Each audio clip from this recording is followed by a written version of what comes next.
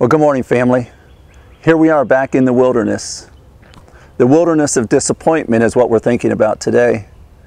In my own wilderness journeys, I've begun to learn some new lessons. One of the lessons that I've learned is that not all the paths lead to the same place. And that the path that I start out on may not be the path that will lead me to my desired destination. Here's the problem.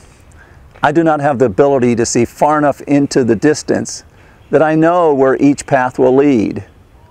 Some of the paths that I found myself on, they divide, and I have to choose, am I going to go left? Am I going to go right?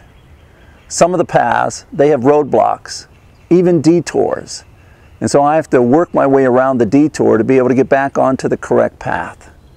And then again, unfortunately, some paths only lead to a dead end.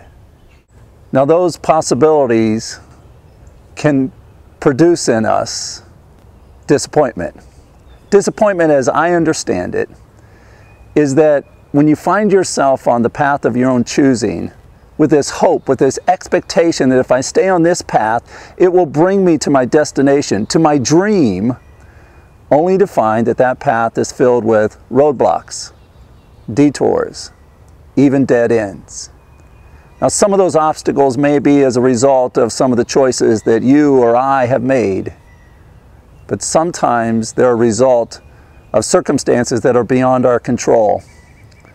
Every one of us will face disappointment in this life. The question I want us to think about today is this: how will you handle the disappointments that you encounter? Today I want us to learn some lessons from a man by the name of Samuel, who as a young child his mother dedicated him, gave him to the Lord for his service, who the Lord had raised up to be a leader of his people Israel, only to find that now the people didn't want him to be their leader. The disappointment of rejection. Listen to his story as we read it in 1 Samuel chapter 8.